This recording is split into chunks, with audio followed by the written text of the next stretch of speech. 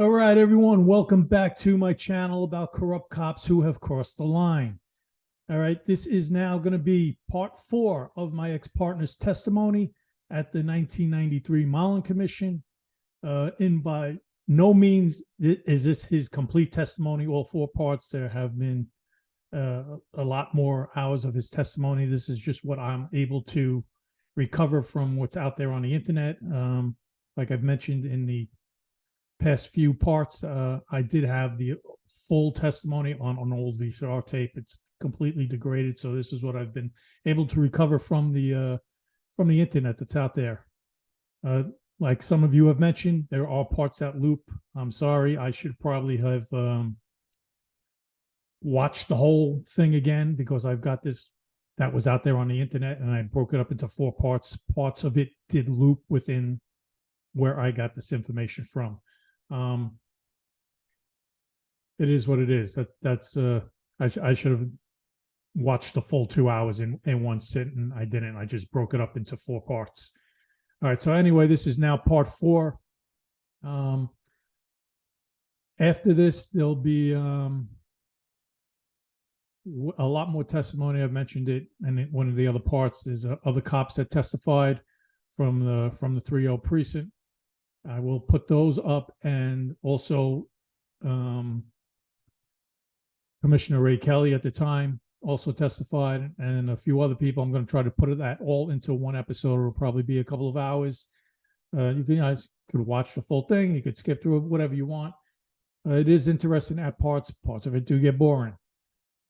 Okay, so here it is again, part 4 of my ex-partner's testimony, 1993 Mollen Commission, regarding the corrupt acts he was involved in, I was involved in, and many of his former partners were involved in. Please like the video, subscribe to the channel if you have not, and put down some comments. Thank you so much.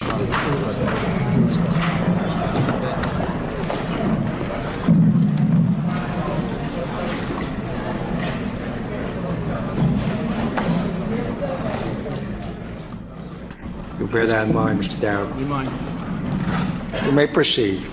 Thank you, Your Honor.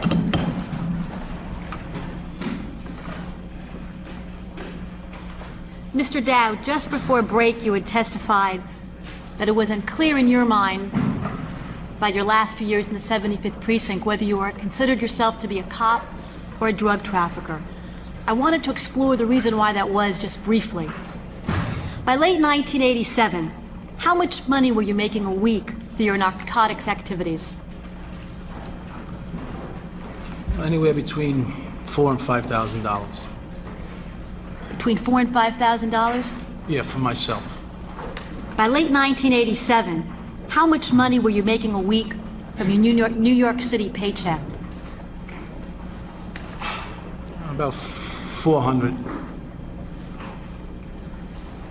So you're making almost 10 times as much money from your criminal activities at this time than you were from the paycheck you were receiving from your department, is that correct? That's correct. How important was that New York City paycheck to you at this time? Well, I used to forget to pick it up.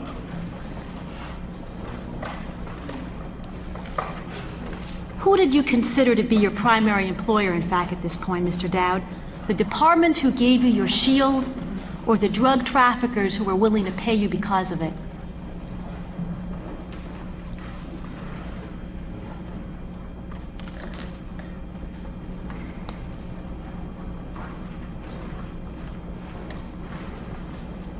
That's a very difficult question to answer straight out. I mean, I enjoyed being a police officer, believe it or not.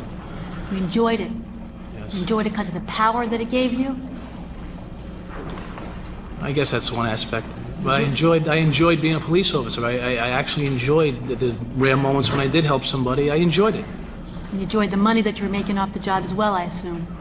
Yes. Well, let me rephrase the question, though. At this point, who did you feel that you owed your allegiances to as a New York City police officer? The community that you were supposed to be policing, or the drug traffickers that you were protecting? I guess I'll have to say the drug traffic. Could you speak into the mic, please? The drug traffic. What about your lifestyle at this point, Mr. Dowd? Were you leading the life of a typical New York City cop?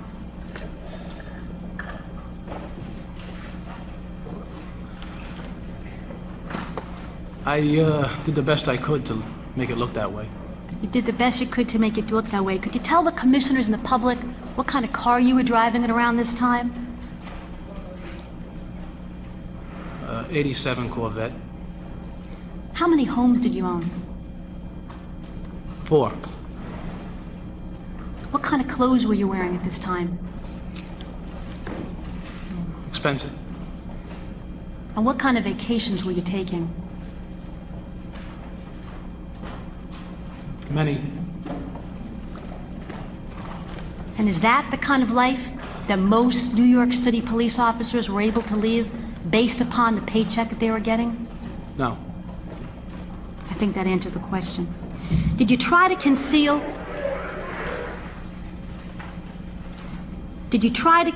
your lavish lifestyle from the others in your precinct to try to avoid raising their suspicions?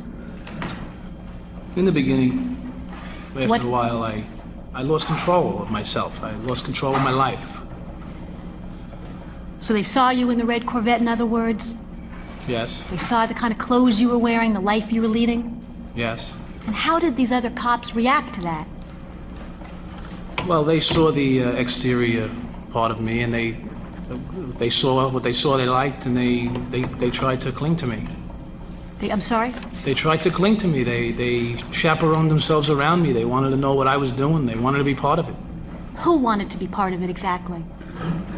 Whoever knew me. Well, let's try to clarify that a bit. You're talking about officers in the precinct, correct? Yes, mostly the young ones. So you're talking mostly about the younger cops, the rookies. Yeah, well, the older cops that were there had their own things going, so they really weren't interested. What are you saying to us? Are you saying that you are a hero to the rookies? In a lot of ways, yes. And how did that manifest itself? Well, they would help me. They would protect me. They would give me information. They would come to see me. They would. I don't know if it was out of fear, respect, whatever. They manifest. Fear, respect, or both? Yeah. And were you giving them any tips on how to become a corrupt officer at this point? Well, they all wanted a piece of the action, and like I had reiterated earlier, that I didn't let them into that because I knew it was wrong for one reason, and the other reasons was I didn't want to share with them. I sent them out into other endeavors. You didn't want to share the profits you're making to the other drug traffickers. Yes. You said before they were giving you information. What did you mean by that, that the rookies were giving you information? Well, like, they would tip me off if they saw narcotics guys in the precinct. They would tell me that there was maybe a suspicious-looking car, like an internal affairs car around. You know, it was like a brotherhood. You got to understand, regardless of what I was doing wrong, I was still there with them when they needed me, and they needed me plenty. Did you make it worth their while to give you this kind of information? Did I make it worth their while? Give them any money? Were you sharing any profits? No. Mr. Dowd, this time in your career, was there any question in your mind as to whether the police officers and supervisors in your precinct knew what you were doing each day when you reported to work in uniform? Was there no doubt? Was there any question in your mind that they knew what you were doing each day when you reported to work? They knew what I was doing. And despite that, did a single cop ever say to you, Dowd, I know what you're up to, it's wrong, cut it out? No. Did a single precinct supervisor ever once say to you, Dowd, I know what you're up to, shape up, or you're out of this department? No. Over how long a period of time would you say that set of circumstances existed, Mr. Dowd?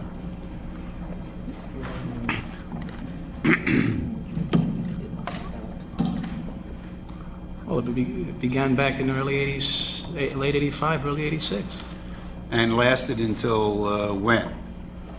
Well, at that one location, it probably lasted till I went to the rehabilitation, 1988. How long was that? Was what? How long was that period of time when everybody actually knew and nobody did anything? 2.5, 3 years. Thank you. Mr. Dowd, by late 1987, you're riding high. You've testified that you're making lots of money off the job, $4,000 a week, and you're a hero to many of the rookies in your precinct. When did that end?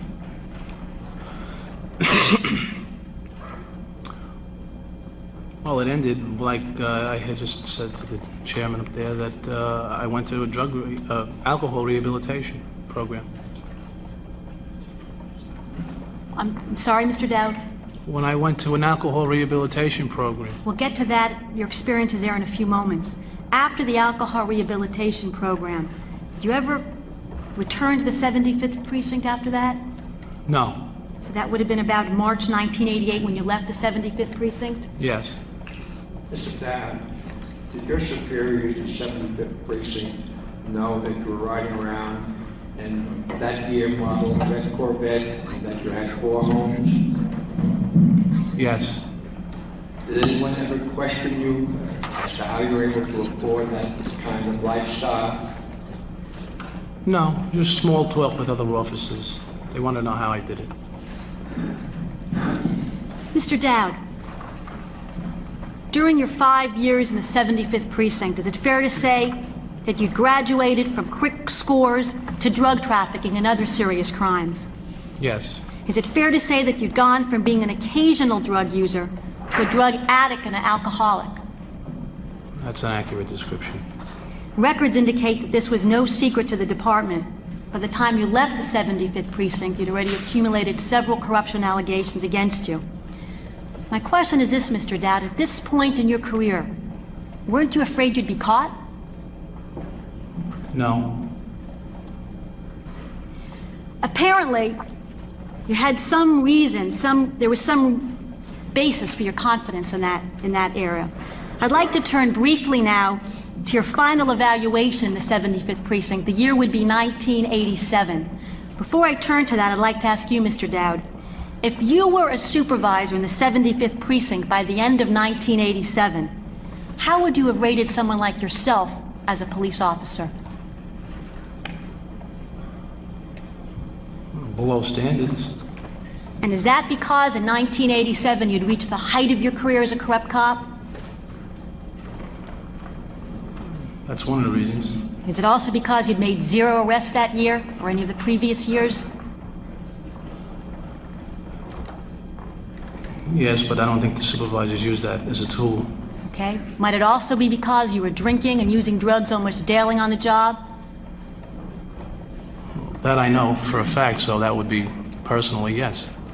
Well, let's turn to what your supervisor said in the 75th precinct when they were asked to evaluate you in 1987, because your opinions about yourself seem to differ.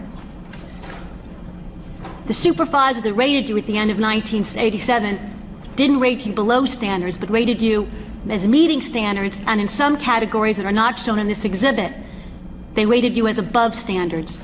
This is the evaluation that the Mollen Commission received when they asked the New York City Police Department for your personnel files. And your rater said the following: that the officer has excellent street knowledge, relates well with his peers, is empathetic to the community. This officer could excel within the New York City Police Department and easily become a role model for others to emulate if he maximized his inner drive to fulfill job responsibilities to the fullest. In lowercase, this supervisor said, must improve attendance and arrest activity, but then in all caps ended it by saying, good career potential.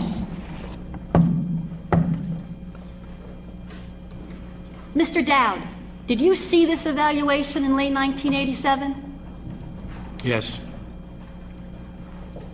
And what did you think about that? I was happy. What message did getting an evaluation like this after the year that you had in 1987 have upon you? What message did it send to you as a corrupt police officer? I felt I could do just about anything. I'm sorry we couldn't understand I could do just about anything and get away with it.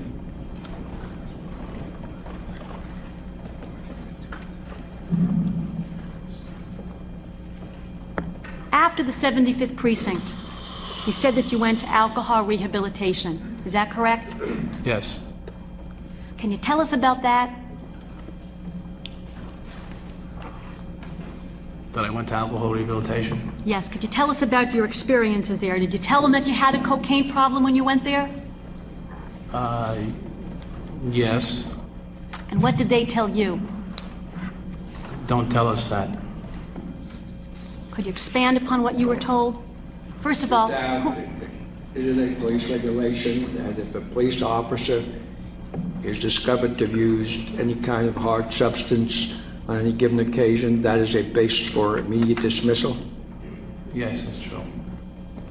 okay, so in 1987 you go to the rehab clinic. Could you tell us what you told them and what they told you in response? Well, they had known that I mean, it was pretty well known before I even got there that I was heavily using cocaine. And when I had gotten there, they said, before you say a word, they had a department psychologist there, and I believe a supervisor was right outside the room. And the department psychologist said, you can't talk to me about any kind of drug problems. If you have them, you have to keep them to yourself. We're not allowed to deal with that in this department. So go off to this rehab and do your best. And you went off to the rehab clinic? Yes. And you were a cocaine addict at that point, is that correct? Yes. And did the alcohol rehabilitation program in any way help your drug program, your drug problem? Temporarily. Mr. Dowd, based on your personal knowledge, is it the normal practice of the New York City Police Department to send cops with drug addiction problems to alcohol rehabilitation programs? Yes. And why do you think that is? Because they're not allowed to send them to drug rehabilitation, so they'll be fired. And so what's the impact of that on cops with drug problems? It's like a revolving door. Cops are constantly surrendering for alcohol problems every couple months, and they go right back to the same cycle. It's a cycle.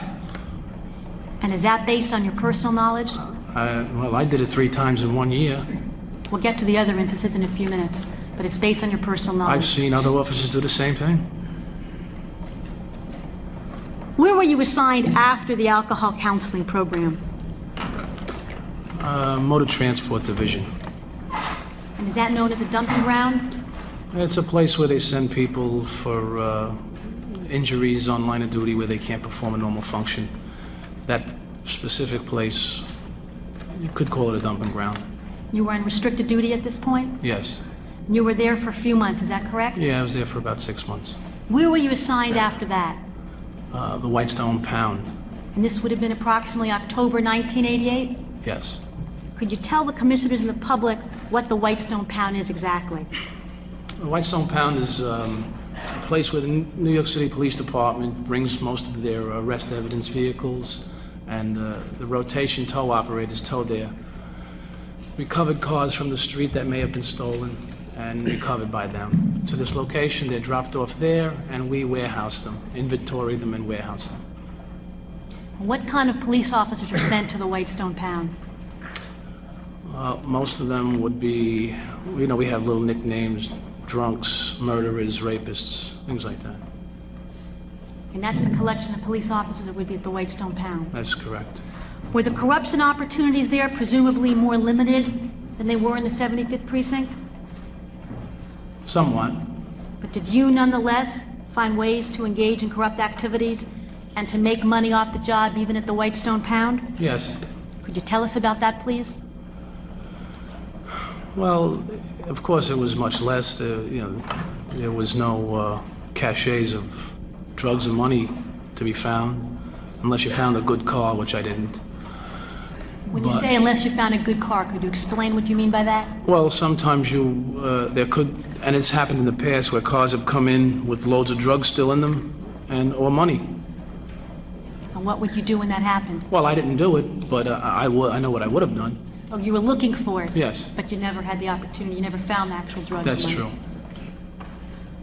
So could you give us a sense of the kind of corruption that occurred at the Whitestone Pound? Well, you could make money off of tow truck drivers by soliciting.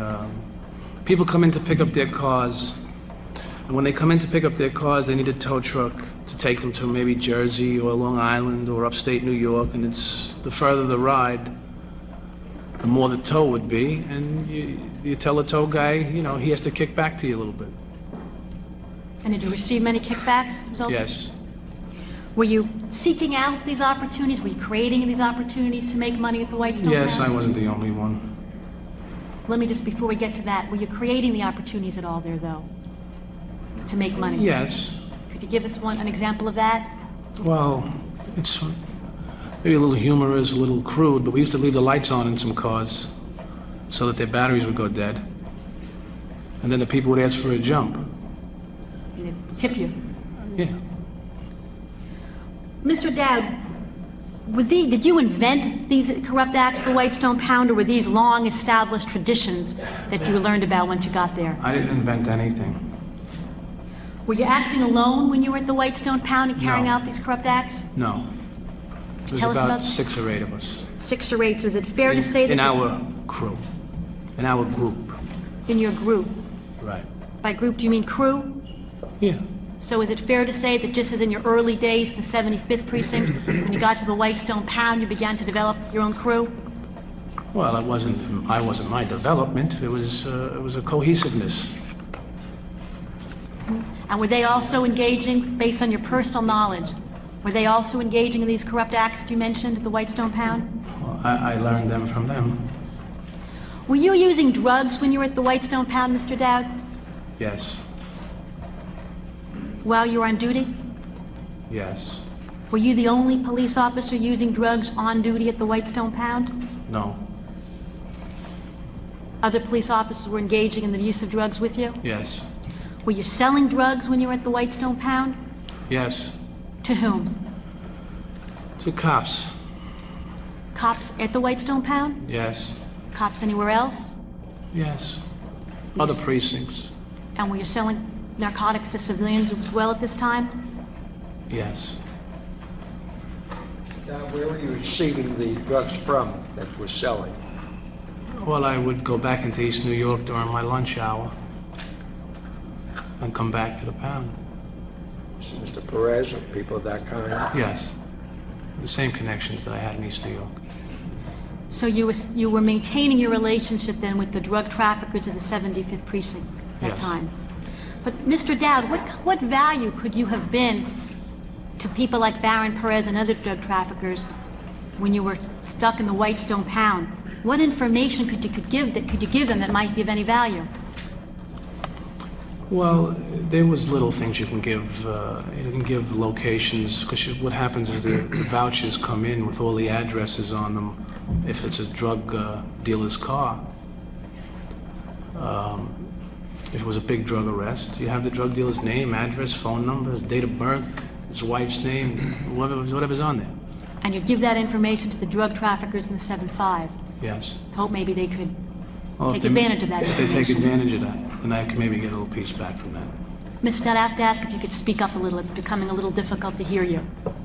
Could you just repeat what you said? I would give him the information. If he was able to take advantage of it, he would give me some money in return. At this point, Mr. Dowd, excluding your New York City paycheck, how much money were you making off the job? You say off the job, it was really basically narcotics selling. About 1,000 a week, 1,500 a week. And would that have been then from your activities at the Whitestone Pound and the sale of drugs to police officers and to civilians? Yes.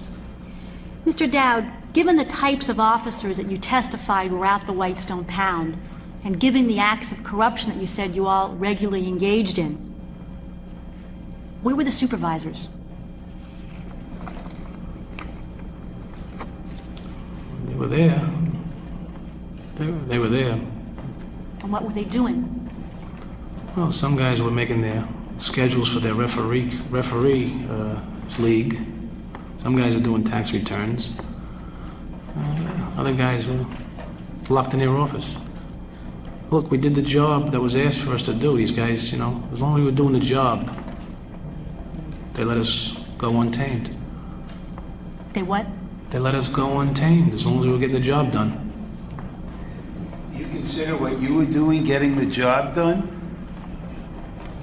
Well, sir, the work at hand was simple, vouchering cars and putting them at their location at this time.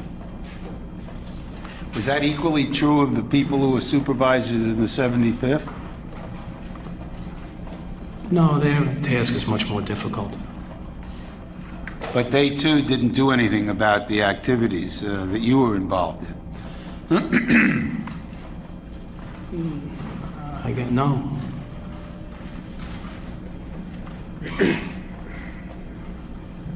So in other words, as long as you were performing or producing the basic minimums that would be expected from you, you're saying that the supervisor would basically close their eyes to other acts of corruption that you might be committing? That's one way of looking at it. Mr. Dowd, you testified earlier that you were using drugs at the Whitestone Pound fairly regularly and at times openly. Did there come a time during this period where the department tried to test you for drugs? Yes. Could you tell us about that? Well, when the date came up, I checked myself into a drug rehab, to an alcohol rehab. Mr. Dowd, again, I want to urge you to please speak into the microphone. When the date came up for the drug test, I checked myself into alcohol rehabilitation. And did you tell them that you had a drug problem? Yes. And what did the counselor and the supervisor, who's an officer, tell you to do? What happened was, he told me to go outside and make believe you were drunk. Drink something. And when you come in, tell the supervisor here that you were drinking all night and that you're back on the wagon. So the supervisor advised you to go out and get drunk so that they could then have a reason for admitting you into the alcohol rehabilitation program. That's correct. Once again, showing you that a drug addiction was not a basis for getting help in the department. That's correct. Now, did you go to the alcohol rehabilitation program as a way of circumventing a drug test? That's why I went. And did the supervisor who instructed you to get drunk and then come back understand that he or she was helping you to accomplish that objective? This one wasn't a supervisor. This was just another police officer who worked in the counseling unit. What would have happened if you had, what would have happened if you had taken the drug test at that time, Mr. Dowd? This would have been around 1988. Well, the one in... Which one? I'm sorry? Which one? There was several tests in 1988. What would have happened if you I were would have dulled? failed, that's for sure. That's why I went to the alcohol program. You would have failed, and that. Yes. And what happens when an officer fails a dull test? They get fired. And that was 4 years before your arrest? Yes. Do you know whether it's common for police officers to circumvent drug tests through these kind of schemes? Yes. Yes, it's common? Yes, it's common. Mr. Dowd, before we wrap up this segment, was there any other occasion at around this time when the department tried to test you for drug use? Yes. And were you once again able to circumvent the test? Yes, I was. Could you tell us how you did that? Well, I was warned not to come back and ask for help by the counselors, because then they themselves admitted that they were enabling me. Enabling you, you mean to continue your career of corruption on the job? In combination with my abuse of alcohol and drugs. And because of that, the fear of losing my job, I circumvented the test by strapping a mustard jar under my arm with a fish tank tube taped to my waist. And when I urinated, I squeezed the urine out of the tube. Out of the mustard jar, you mean? Yes. Mr. Dowd, and so what was the result of that test? Well, I lasted another 2, 3, 4 years. So you passed the test? Yes. Mr. Dowd, what would have been the result of that test without the creative use of a mustard bottle? I would have been fired. I would have failed the test and been fired. Several years before your final arrest. Yes. In fact, Mr. Dowd, if you had been tested for drugs at any point during your last years in the 75th Precinct, and you had not been permitted to circumvent the drug test, what would the result have been? It would have been a positive Dowd test, and I would have been fired. But you were able to circumvent it each time, is that accurate? Yes. After the Whitestone Pound, you were assigned to the 94th Precinct in February of 1990, is that accurate? Yes, February. Before your question in that area, I have one final question. At this point, you've been in the department for approximately 8 years, is that accurate? Yes. You've committed hundreds of acts of corruption. Yes. Dozens of police officers and supervisors know just what you're up to when you report to work each day. Is that right? That's correct. You testified that you had a serious and a visible drug and alcohol problem. Is that correct? Yes. And at this time, you said you're living a lavish lifestyle with little effort to conceal it. Is that accurate? Yes. Mr. Dowd, my question is this. At this point in your career, were you surprised that you were still a New York City cop? Shocked.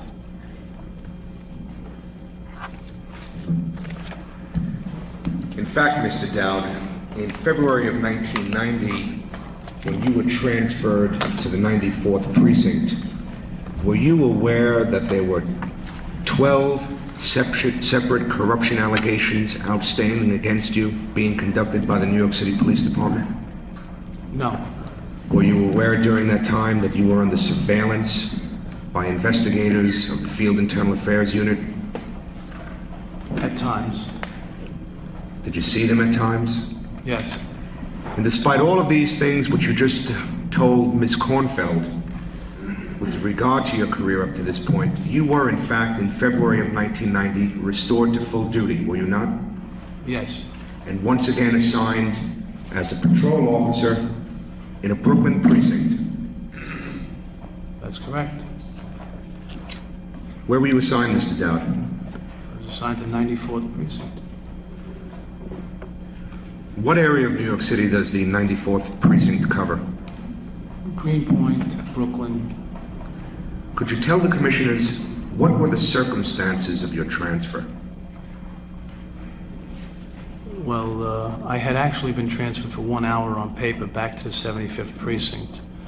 So when I found out an hour after that I was transferred to the 94th Precinct, it was pretty obvious they didn't want me in the high crime precinct any longer. So in other words, given the fact that the investigations were failing, they were going to transfer you to a precinct where they thought you wouldn't have corruption opportunities. That's the way it appeared. But they were wrong, weren't they, Mr. Dowd? That's true. Mr. Dowd, when you arrived at the 94th Precinct, did you have a conversation with the commanding officer of that precinct? Yes. In sum and substance, can you tell the commissioners what... I guess. And the beginning of 85, end of 84. And the individual, we got the call. All right, we so that was arrived. part 4. Hope you enjoyed it. Like I said previously, give this video a thumbs up, put down some comments, and subscribe to the channel if you have not. Stay tuned. In a week or two, I will put up the rest of the testimony from the other cops. Thanks so much, everyone, for coming by, and enjoy the holidays.